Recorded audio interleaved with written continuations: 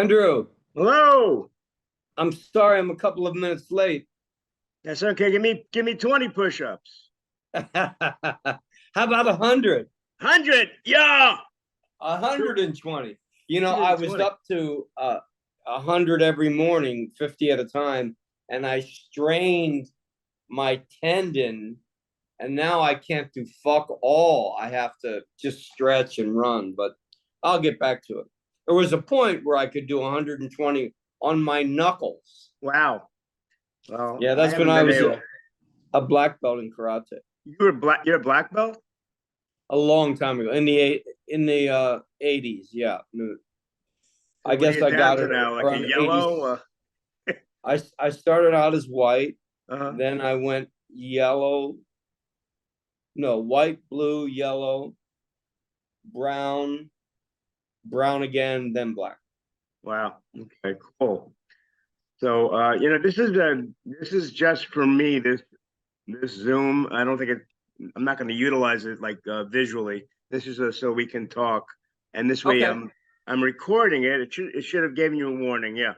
that's okay. uh, just so I can anything that's interesting, I can transcribe it and be accurate. So you probably know from Jules that I'm going to be reviewing your show in September because I couldn't make the one the other week. My friend Sal was there, and the person I'm writing this for uh, said, "Sure, interview you, but she's going to hold on to it until we do the review." That's what's going on. So just so you'll know background. So what am I to, first of all, so we have some degrees of separation, you and I, some fun Oh, degrees of separation.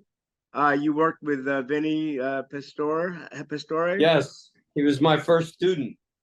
and I sang for an actor named Michael Rispoli in a movie called Two Family House. Really? Yeah, familiar with it? I A lot of I know actors from The Michael. I know Sopranos. Michael Rispoli, but I don't know the film. He was a star. I was his singing voice, and Vinny was like one of the major supporting roles. Wow. Yeah, and I So actually saw his show a couple of years during the middle of the pandemic. He did a show where everybody had masks. It was a very bizarre show, and I got to finally meet him. so you're a trained singer? I'm a self-trained. I'm a very good singer. I'm I'm a pretty decent guitar player. Nothing like Tony, but pretty decent. I've So jammed you with him. know Tony? I know Tony for years. We have jammed together. You know, You're kidding. kid you not. He's my guitar player, mate. I know. I was watching the two of you on some videos on YouTube, like from a Comic Con, and I see both of you playing guitar. And actually, that was the reason I said yes to doing this. More for him than for you because I love Tony, man. It's like how could I not? How could I say no to that? He's also I have a film that's available on Amazon, Apple, and Vudu called Target. Yeah, I saw. I played two of the songs today from Oh, that. did you? Yes, Which two? it was. I'll tell you this. One was "One Last Kiss," Yeah. and the other one was the wedding song. I didn't write that. Oh, because it's indicated that you did in the YouTube thing, so I thought maybe you wrote it, but she sang it. Right. My friend Hal wrote that for my wedding 36 years ago, but I give him credit for it in the film. I don't know how. I mean, he would get credit for it if anything ever happened to it, but I wrote the rest of the songs. Yeah. Okay. And so and that's I said, all right. Here you did one that somebody else sang, and I thought I guess I was going to ask you about that, and I listened to One Last Kiss. Yeah, I spent the last couple of hours learning a little bit more about you. I would listen to Lucky Man. Lucky Man. Okay. That's the theme song of Target. Okay. I actually should, the interesting thing is that both of those titles, not the one, not Lucky Man, but the first two and the title of the movie are titles that other movies and other songs have. So I had a hard time finding this until I just added your name to the Google search, and then I was able to find it because there's at least two other movies called Target. Are there? Yeah, one was like 1985, and then there's one, and then of course One Last Kiss. Bye Bye Birdie. Oh, right, right. I forgot about that. I One don't. Last Kiss. Oh, yeah, yeah, yeah, Yeah. yeah. Oh, well, titles aren't copyrightable, are they? Right. I actually one of my fantasies is to do like some sort of a cabaret show called Doubles, where I do like, let's say, two sets of songs and they're all the same titles, but they're completely different songs. I think it would be really funny. That's very funny. That's my Uh, brilliant idea. yeah, it's a good idea. It's very. I didn't know Bye Bye Birdie, and I don't write with any kind of concept in mind, or I write purely from feeling. I get a feeling, something happens to me emotionally, and then I sit down at the piano and the guitar, and I start to just fool around until I just wrote a song about Ukraine called Why. And Tony just sent me the rough draft copy of it, and it sounds pretty good. And I'm experimenting with different time signatures and trying to write more, and just instead of just 4/4, trying to explore 6/8 and with the accent on the 5. 1, 2, 3, 4, 5, 6. 1, 2, 3, 4, 5, 6. And Wow. that's tricky to do. Yeah. We ended up just doing 6/8 time, regular straight 6/8 time, but it's come. Tony's a great producer. I mean, because he keeps me. I'm not a trained musician. I'm a trained actor, but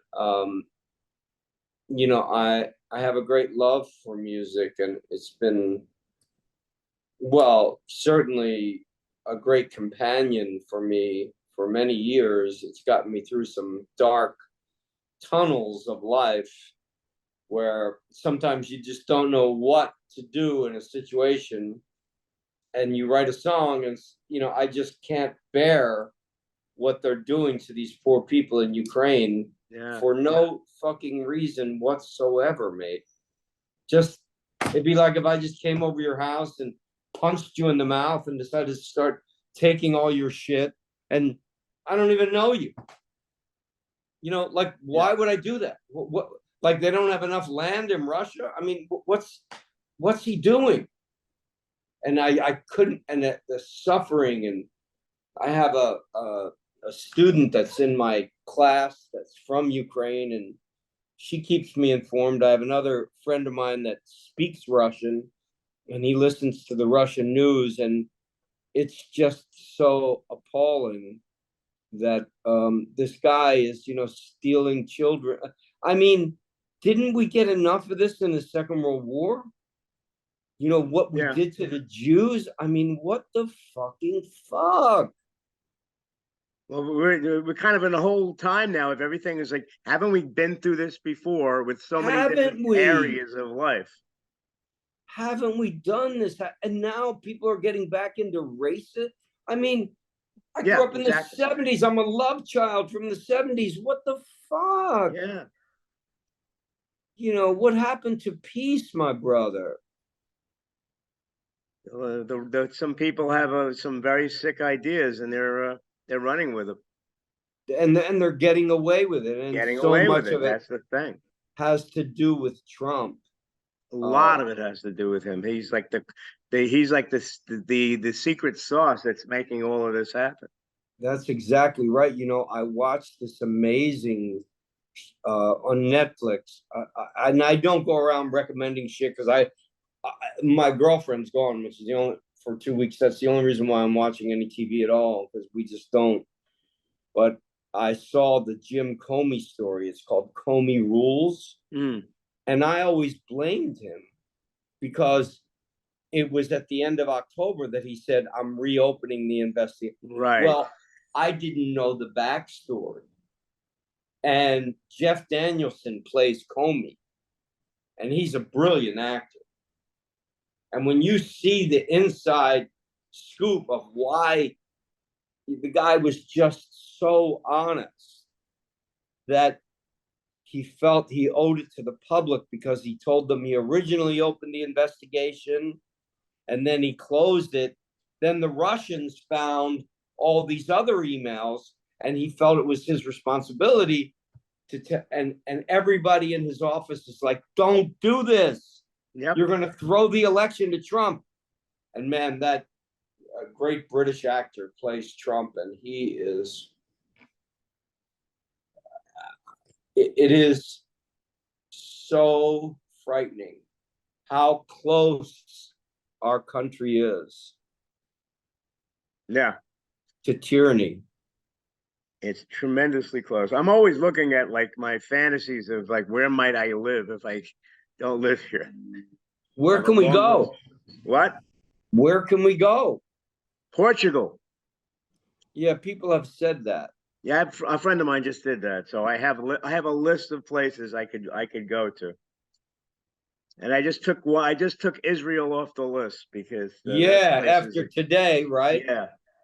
What the fuck's the matter with this guy Netanyahu? What's his problem? It's the Yahoo part of his name. He's just a Yahoo. Do you see? I mean, yeah, it was shut incredible. down the whole fucking country, and he still passed it anyway. Yeah, and and if those people, the reservists, stated their word and they really quit, oh boy, you're opening up Israel to her enemies, and that's all she needs. Yeah. I mean, she will get attacked from 11 sides. Yeah. I mean, just like in 1948, I mean, it will be all over again. And all because of his stupidity and greed. There've got to be a system of checks and balances in a relationship, in a government, in a band, in a play, in a movie, everywhere. And incredibly, there are people who want that. There are people who want they want people like they want a Trump. They want an autocratic, near dictator. I don't understand it. See, my children are Jewish, so I get very, my fucking fangs come out and the warrior in me comes out when I hear people make anti-Semitic remarks or start to blame the Jew. They got to blame the fucking Jews, right? It's always the Jews' fault. The Jews, they did it. It's all their fucking fault. Yeah, you're right. It's them. It just, them and the blacks, I have a place in my soul that just, we built this country on the backs of the black people. Yeah. And now you want to teach that slavery had an upside? You go be a slave for a day, motherfucker. Yeah. You be my fucking slave for a day. Yeah. And tell me about the upside. I mean, this is what I'm trying to do with my music too. It's moving away from so much romantic stuff, which drives it a great deal, but now it's starting to become more political and I think therefore more objective and more interesting. And I think great songs, I think always have a question in them. Imagine is sort of a question, isn't it? Desperado, I mean, it's a question. Why don't you let yourself be loved? So I'm striving for that in my songwriting. And, what happened with me is I was an acting student at Juilliard. And I had a director from the Moscow Art Theater direct me in a play. called The Lower Depths. I don't know if you know it, but No. Kurosawa made a film version of it. It's about the absolute basement bottom of the barrel when it comes to where people were in Russia right before the revolution, and the poverty and the crime and the filth and the horror that these people lived. And it all takes place. It's called The Lower Depths because it all takes place in this basement. Anyway, I was cast as a character, and he goes, "You have to learn to play the guitar and sing." Wow. And I was stone cold, tone deaf. You played an E flat on the piano, I would sing anything except an E flat. And the guitar, I didn't even know how to hold the guitar. Right. And I How had did you get past that alleged tone deafness? Because you're clearly not. I've listened to you. Yeah, I have. The one thing I don't like to, brag about myself, but I'm a very hard worker. And anyway, in 4 weeks, I learned how to play this extremely difficult Russian ballad. The sun rises and sets, and it goes on like that. And I had to play and sing it. And I was in Juilliard with the greatest musicians in the world, and we'd go up to the stairwell where everybody smoked pot, and I would try to play it, and the musicians would be like, "Dude, I don't know how to tell you what you're not doing." Your voice. But eventually I stayed up all night. I mean, like, if you want a party cleared, you'd give me the guitar. But I finally learned how to tune it, and I finally learned how to play it, and I played that song and sang it, and you would never have known that I didn't know what I was doing. I acted my way through it. And then it seemed like every part I would get cast in after that, they would say, "Okay, you have to sing this. Just sing this song as you come in." And I'd be like, "Fuck, I better get musical." So I started, to take guitar lessons and some singing lessons, and then, mostly self-taught. And in the '80s, I had a band called the Push-Ups, and I used to do one-handed push-ups with my shirt on.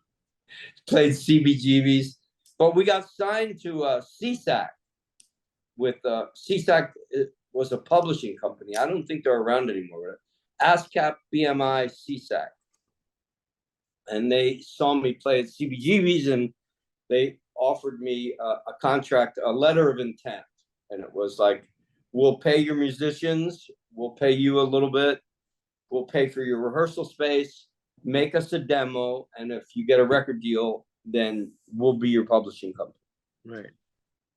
They hated the demo, and the band. We were all getting along great. We were great friends, and as soon as money started to get involved, it was like a brawl. Wow. It went from rehearsal to, who's going to swing the next punch, and it all fell apart. But then I came back to my music, much later. I wrote a musical called Macaire.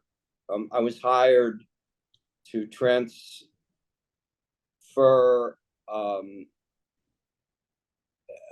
a story.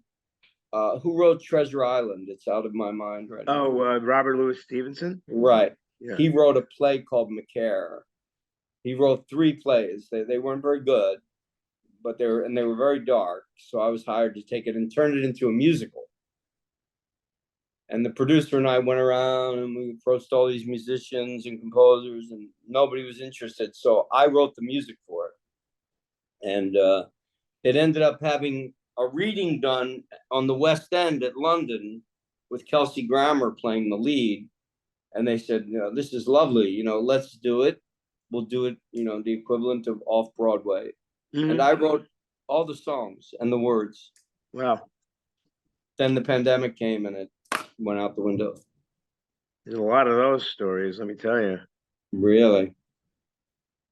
But that's how it basically happened. And then you know, I met Tony, and he responded to my music, and having his support and his precision, you know, because music is about being both precise and spontaneous Hmm. simultaneously, just like acting. Sure. And we have a young kid that plays with us who's our secret weapon, and he's got an amazing voice. I mean, he's just the kid is incredible. He just, Who is that? his name's Cedric Allen Hills, and when you hear him sing, you'll see what I mean. Whoa, he can, and they have really cool. Tony's arranged a lot of really cool harmonies, like ninths Hmm. and, you know, 11. I mean, things that you wouldn't normally Yeah. hear in harmony, and it works well with my music. And strangely, perhaps it's because I'm so untalented. I don't know. But there are a lot of changes of time in my songs. Yeah. You know, I just write them, and he goes, "Do you realize you're changing time in the middle of the song?" I mean, I keep the beat, but I change the time, Yeah. and it works. You know, I it's mean, it's me. cool because it's hard. I mean, I find that hard to do intentionally. So you did it accidentally, and it worked. Musicians look at me and go, "Are you sure that's what you want to do?" And I'm like, "Yeah, I just keep it." It's cool. I love playing music, and people seem to be responding to it more and more. You know, when we played on the 5th of July, a lot of people came out just because they saw it advertised on Instagram, and they really, you know, it was out to the street. It was packed, and people Hmm. were singing along with songs they've never heard before. Wow. That's a fact. You can ask Tony. It's a fact. I believe you. And what is it about the song that made them do that? Um, I guess it was the hook. It was a song I wrote for Tony for Target called Ride. And he was singing the hook at the end, and he kept looping it around. Uh, And these young girls, you know, which was so flattering, these beautiful young women get up and start dancing. And Tony goes, "Come on, everybody sing." And they all started singing, "You gotta ride, ride, ride. You gotta ride, ride, ride." I said, "You gotta ride, ride, ride till you're free as the morning light." That's right. And he yeah. had the whole place fucking singing You're gonna have me singing it in a second. it. Well, he's got a great rock Oh, voice. I know. I Oh, he has. can't believe you know him. Yeah, like I've known him for a long time. And I sent him a message before saying that I'm going to be talking to you. I've looked at the last time we had a message was 3.5 years ago when I ran into him. He was playing somewhere. Oh, at the Triad. Like I just happened like, what's Tony doing here? And he goes, I thought I saw you. And then I was like, yeah, we got a jam. He goes, yeah, let's buy some time. But that was January 2020. So again, the pandemic. Yeah. He lives upstairs. He moved into my building. Oh, that's wild. Yeah. During the pandemic, he and his Yeah. wife had to get out of the building where they were because the walls were crumbling down or something. Oh, yeah, I And know his wife too. oh, you know Rose? Yeah, sure. Lovely woman. Uh, and he does a lot of voice work, Yeah. so he's got to have quiet. You know, you just heard the siren go by, but he was looking around for a place, and of course that was during the pandemic when they were giving apartments away. You know, and I live in a very nice building, so they gave him a few months off of the rent, I think, and he moved in upstairs, and it's great. You know, like Sunday morning, I go, "Listen, I just wrote this song. I've got to record it," and he's like, "Come on up." And in an hour, we have a rough track to work around, and you know, he fixes all my mistakes, and it sounds pretty good. And then we build on it. We're gonna add a violin, and Then the kid will come in and sing the harmony on top, and Tony will sing in the middle, and it's quite catchy. It's quite interesting. But are you writing primarily most of the song, both words and music? Yeah, I write the words and the music. Okay, but because but his name is also listed as a songwriter. Yeah, Am I reading that correctly? I don't know how that happened. He produced everything, but I actually wrote it. Okay, because the things that what I'm reading, it says, your name first, then his, written by. I mean, I could, if that's not correct, I'll want to know that. Yeah, I mean, you can speak to him about it. Yeah. I write the words and the music on an acoustic guitar. Now he does arrange it. Right. Arranging wouldn't give him a songwriting credit unless he's helping, like he's not throwing in words or, hey, why don't you try this? Or no. Okay. No, he will tell me sometimes how to sing a line. Yeah. To make it more effective, to hit a different note. I don't know why. I mean, I don't really care because he knows and I know that I wrote it. But yeah. I certainly, if I ever become the beneficiary of anything, I'd certainly be happy to share with him. But no, I write the stuff. Yeah. Well, I mean, it's like Lennon and McCartney, like so many songs that only one of them wrote, Right. because they were like a partnership. By the way, you made me think of before when you're mentioning Imagine, it's Songs with a Question, and very early in their career, it was Imagine I'm in Love with You. I'll get you is the name of the song. I'll get you in the end. Yeah, that one. Yeah, and it's like Imagine I'm in love with you. That's right. Right. So he did it two Imagines. That's very interesting. I just noticed that now when you specific the question, when you mentioned like songs asking a question, and I realized he asked another question about Imagine. That's interesting. I never realized that. No. Yeah, no, I do the writing in this big notebook, and then when I get it to the point where it's good enough, I wrote a new song about women's rights, and I played it for the guys the other day, and they picked it up right away. It's very easy, but in a rehearsal, we picked it up right away. I mean, we didn't even have to learn it because it is pretty easy, honestly. There's nothing about it that's as complex as the one about Ukraine. It's more of a, punk, almost a punk song. And it's about having our rights taken away. And so I'm moving in that direction at the moment. And we'll see by the 28th, some amalgamation of, the love songs and then the more political stuff. I did write a song about our country being torn in two called Don't Look Away. And, I hope that has some sort of healing effect. At least I'm trying to. The harmony's very pretty on it. And we do it well as a band. It gets a lot of attention and a lot of applause when we do it. But you'll hear it for yourself and decide.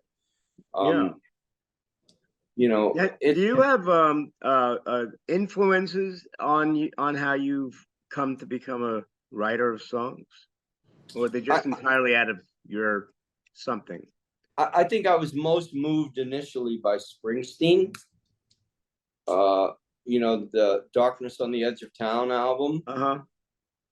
So I was like this young actor, and all of a sudden I had all this success, and I was making money, and I bought a loft in Soho, and I bought for the first time. I mean, I was fucking poor as a church mouse, and now I have a loft, and I had a sound system, and I just listened to that album over and over and over again, and it spoke to my soul because I grew up in a very similar environment to Bruce. And that was my initial, but I'd say that, John Lennon before that was the biggest influence because of his point of view. And Jackson Browne was a big influence on me, and Dylan. I would say they are the main influences. Yeah. I would have guessed at least two of those right off the bat, just from hearing you. Oh, and when you sang a little snippet before, I'm thinking Bruce. Like you Yeah. definitely are a Bruce fan. Then you mentioned Lennon, and then Dylan is like kind of the guy who put all of those things, those kinds of skills together. Oh my God, Dylan. People He's a don't realize yeah, what a great musician he was. yeah, They talk about his lyrics. Okay, I get that. Everyone, busts his balls about his singing. I get right, that too, because yeah, sometimes you hear him live and it's like The Joker Man is one of my favorite songs of his. And he did it on Letterman and he was completely off key. right. And in the middle of the song, he goes off stage to get a harmonica to play the bridge, and the harmonica's in the wrong key. Oh my God, that's so So he funny. gets another. I think he was stoned. I think that's what it Well, was. everybody must get stoned, and he picked the wrong time. But his music, the progressions and the melodies over the progressions, to me, are like one more cup of coffee for the road. I don't know. It's just, to me, that song, to go from, well, in the key that I do it in, from C major to B major and make it a hook. I don't know Yeah, any other song that's done that. It's to yeah, take one step down and make it major and have it work. I mean, I'm sure there are, but it just, I don't know. Um, I just, his music and his lyrics are, I'm a big Shakespeare guy, okay. and poetry, Yeats, Keats, um, Emily Dickinson. Hmm. I'm very influenced by poets, and often before I write, I'll read their poetry. Oh, interesting. Yeah, and it will stimulate me to get an idea, to try to let my own subconscious get free enough to write. But yeah, I do all the writing. Tony writes songs, and they're good ones. Yeah, And I don't know why we just haven't. We started to learn one of them once, and then we dropped off. The Kid does have a song that he wrote, but I wrote the lyrics with him, so it's sort of partly my song too. But I don't get too territorial about any of this. I mean, you know, I, you know, I don't have to prove anything. I'm just right. lucky people want to play with me. That's how I look Yeah, at exactly. it. So we don't have we only have like I don't know six minutes left. Yeah. I'm on the free Zoom, because I don't use it that much since the pandemic kind of ended. Do you have any specific questions? You've given me so much to work with, but let's see. What's given you the most satisfaction out of acting, directing, teaching, and music? And then what makes you a good director or teacher? Questions that I were interesting. I would say what makes you a good director is being a good person. Hmm. What makes you a good teacher is being a good example. I get the most satisfaction out of directing my own writing and then writing music to my own stories. Okay. Yeah. Oh, which reminds me, I had another. I have to go scroll back to the top of the little document here. Yeah, I had like some stupid celebrity questions. I'm not going to even bother with those. Those I just wrote down stuff. Okay, so your publicist blurb tells me you've taken years on stage and screen and turned your stories into powerful original songs. And so you probably have touched on most of that already, but if there's anything specific about the idea of taking your stories, I assume they mean like the stories that you would, if you were going to tell stories, in a one-man show or something about your life. Is that what they mean? Yeah, I mean, I guess I'll leave it to you, come and you'll see. I tried to bare my soul, you know, for the world to see and try to make it a better place as a result. That's what I try to do. Okay.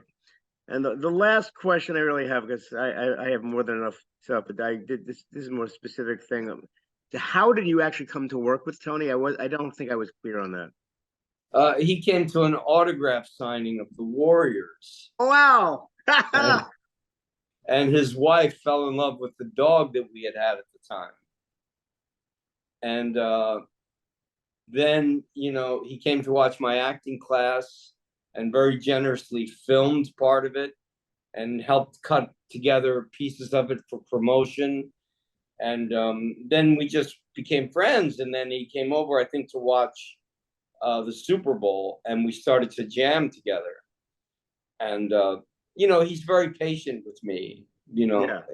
You need to be. I'm a good rhythm guitar player, Yeah. but I'm not a great musician like he is. Right. I never will be. I mean, I can get better. Yeah. I practice with the metronome every day, so I am working on it. Oh, I just wow. want to be better. I think that what life is about is just improving.